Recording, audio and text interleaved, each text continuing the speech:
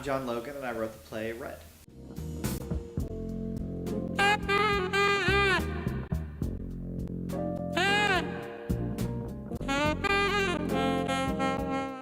Did I say that out loud to the press?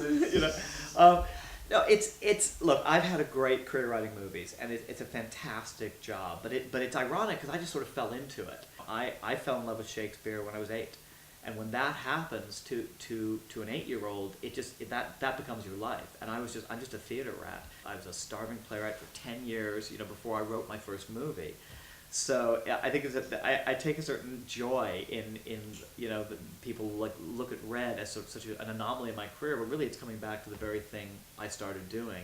And the other sort of misapprehension people have about sort of the binary relationship between film and theater is people think it's a very different job. And at the end of the day, it's not. It's just being a dramatist. And what a dramatist does is he writes lines for actors, scenes for directors, scenes that will inspire designers and producers and front of house managers and poster designers. That's what a dramatist does. And whether I'm doing it for a teeny little play with 2 characters, first rehearsed over the river in London, this teeny little rehearsal with no heat, or I'm writing, the next James Bond movie, I wake up and do the exact same job every day. My name is Richard E.T. White, and I'm the director of Red by John Logan. And it's my first time at the Arizona Theater Company, although I've known David Ira Goldstein for many, many years.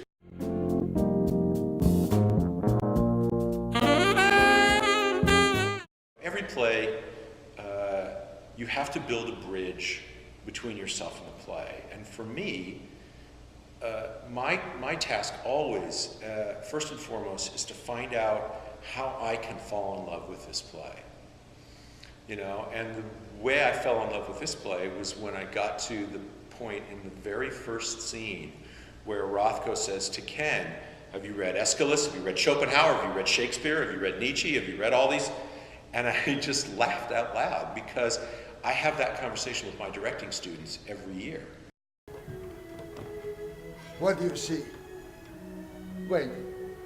Stand closer. You've got to get close. Let it pulsate. Let it work on you. Closer. It's too close. There. Now let it spread out. Let it wrap its arms around you.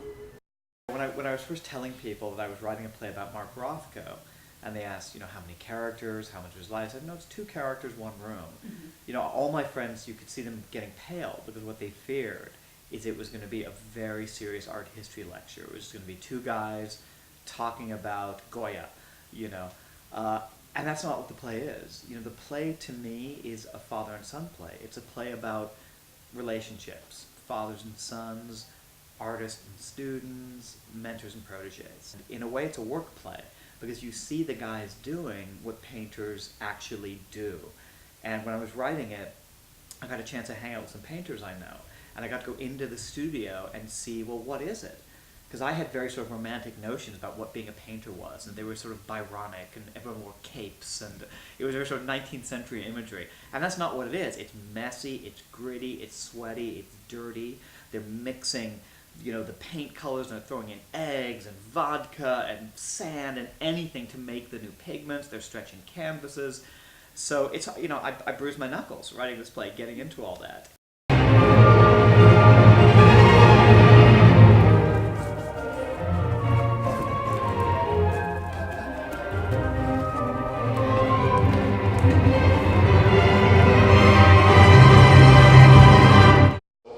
Of the play, we actually show you the paintings, or our versions of the paintings anyway, increasing in sophistication as the time passes throughout the play. So the first painting you see of Rothko's kind of announces what his aesthetic is. It's boom, it's right there, and you see him and the painting simultaneously in the first moment of the play.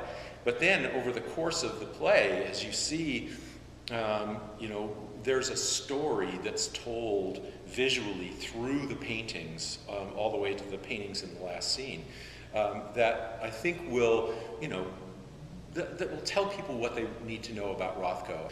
If you go back through the history of Mark Rothko, you see a man trying on different styles until he gets to the 50s, and then all of a sudden, he's pulled out all of the kind of unnecessary detail from his paintings, and they start to become these blocks of color that the more you look at them, the more profound resonance they have. And in a sense, I think that's the approach we've tried to take to the play.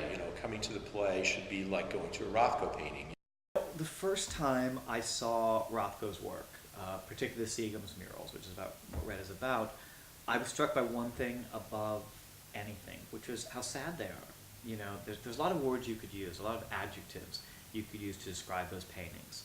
But to me, they were tragic. There was something profound about them. To get to write a play that deals honestly with that amount of tragic resonance was very intimidating in a way, because I knew that as a writer, I would have to take my imagination, I would have to liberate my imagination into very serious places. Because this is a man who 10 years after the course of the events of Red committed suicide, standing in front of his own paintings. He slit his wrist, he looked at his paintings, and he bled to death. And that's who Mark Rothko was to a certain extent. So that, my awareness of his tragic end infuses the character in the play. I'm glad to say also, for theatricality, he's also bitchy, he's also funny, he's also arrogant, he's also a great lumbering bear of a creature. I am here to stop your heart. Do you understand? It would be helpful to know that at this time, Mark Rothko in 1958 was one of the most admired and controversial artists of his time. When Rothko announces in the first scene that he's been commissioned for $35,000 to paint these things, that's between $2.5 and $3 million in our equivalent money. So it's a substantial, huge financial and prestige commission.